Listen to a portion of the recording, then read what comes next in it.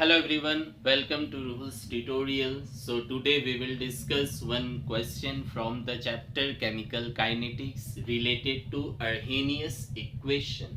तो हमें दिया है इसमें कि rate of a chemical reaction become 3 times when the temperature changes from 17 to 27 degree C.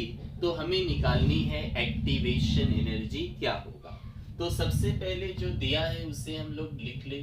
तो दिया है हमें कि rate of a chemical reaction increases 3 times.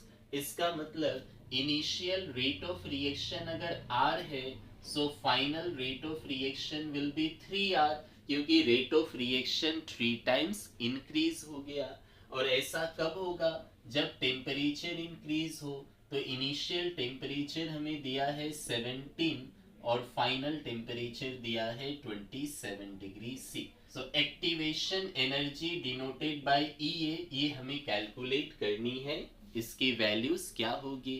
तो हमें दो टेम्परेचर दिया है और दो रेट ऑफ रिएक्शन दिया है। तो हम लोग कौन सी फॉर्मूला को यूज करेंगे? तो एक्टिवेशन एनर्जी रिलेटेड फॉर्मूलाज कुछ ये है अर्हेनियस इक्वेशन के अंदर। तो इसमें दो टेम्परेचर वाला कौन सा है? ये वाला। So log of K2 by K1 is EA by 2.303 R into T2 minus T1 by T1 T2 होता है।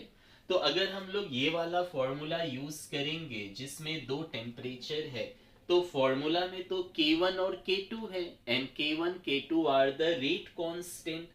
तो K1 is the rate constant at a temperature T1 and K2 is the rate constant at a temperature T2। तो अगर हमें दो temperature है तो हमारे पास यही ऑप्शन है। सो हमें K1 और K2 चाहिए, but in the given question rate of reactions are given. तो हमें सबसे पहले जानना पड़ेगा कि रेट कांस्टेंट और रेट ऑफ रिएक्शन के बीच क्या रिलेशन है। तो रेट लो में ऐसा लिखा जाता है कि R इक्वल टू के into concentration reactant power X। तो R इक्वल टू के मतलब R और K क्या है? डायरेक्टली रिलेटेड है। तो अगर R की वैल्यू बढ़ेगी तो K की वैल्यू भी बढ़ेगी। So when rate of reaction become 3 times then rate constant K की वैल्यू भी क्या हो जाएगी? 3 टाइम्स हो जाएगी। दैट्स वाई हम लोग लिख सकते हैं कि R1 अगर R है तो K1 भी K होगा, और R2 अगर 3R है तो K2 क्या हो जाएगा? 3K। तो ऐसा हम लोग क्यों लिख पाए? Because R and K are directly proportional, directly related होते हैं थ्रू रेट लो। अब हम लोग इस फॉर्मूला को यूज करेंगे। तो फॉर्मूला में जो टेम्परेचर है that should be in kelvin, but हमें दिया है डिग्री सेल्सियस। तो इसे केल्विन में चेंज करें तो 273 ऐड करेंगे तो ये 290 हो गई। यहाँ 27 प्लस 273 ऐड करेंगे तो ये 300 केल्विन हो गई। अब फॉर्मूला यूज कीजिए। Therefore log of K2 by K1 is EA by 2.303 R into T2 minus T1 by T1 T2। ये फॉर्मूला होती है अर्हेनियस इक्वेशंस में।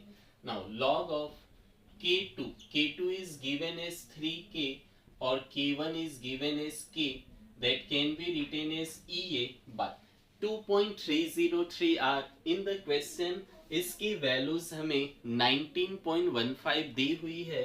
सो this can be written as 19.15।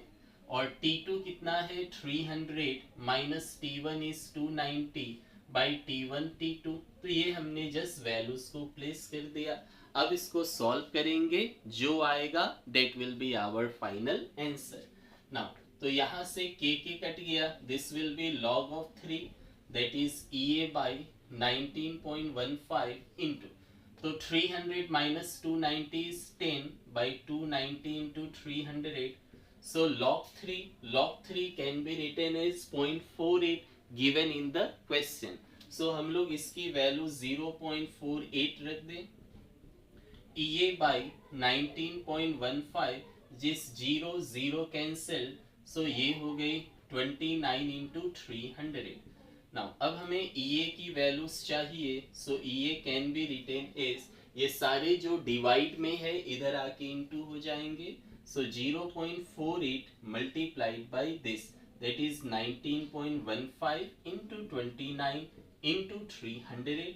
सो सबको अगर आप मल्टीप्लाई करेंगे तो क्या मिलेगा, सो इसको मल्टीप्लाई करने से 79970.4 आएगा, डेट इज जूल्स पर मोल। और यूनिट हम लोग जनरली किलो जूल में रखते हैं क्योंकि जूल में वैल्यूज बहुत बड़ी आती है, तो बाई 1000 कर दीजिए, डिवाइडेड बाई 1000 करेंगे तो 79.97 दिस मच किलो जूल पर मोल।